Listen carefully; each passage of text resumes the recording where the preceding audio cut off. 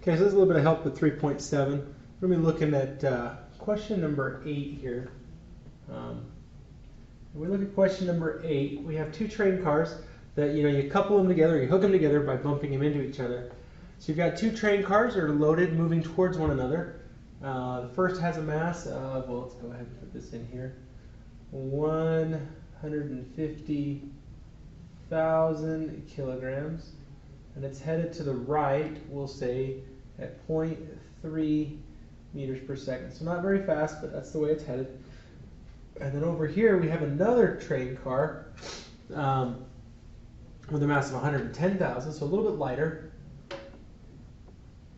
kilograms.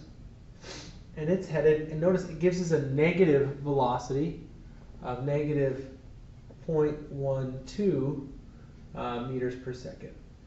So the general rule is that the momentum at the beginning is equal to the momentum at the end.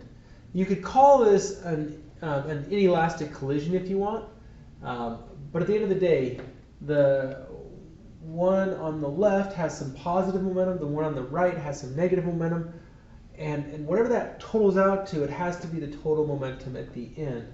And so we're going to say that the mass of our first object, 150,000, times its velocity, 0.3, plus the mass of the second, 110,000, times its speed, negative 0.12, would have to equal the momentum after the collision. Now, because they're going to couple together and stay together, what we're going to do is we're going to combine their masses into one object, which would be 260,000 times this v2, this unknown second velocity. If we slide this over this way, grab our calculator. These momentum questions are very much really just the inelastic and elastic collision questions from 3.8. So you're going to look at this, and this should look exactly like an inelastic collision, but we're going to go ahead and go through it anyway. In this section, times 0.3 plus 110, too many ones, 0, 1, 2, 3, times negative 0.12. I end up with this momentum of 31.8. Teachers, please pardon the interruption. If we could please at this time release all of our volleyball for their matches in Ducklow. Volleyball released at this time. Thank you. Go Dogs. All right, and then we need to divide by our 260,000. And when we do that, we end up with 0.122.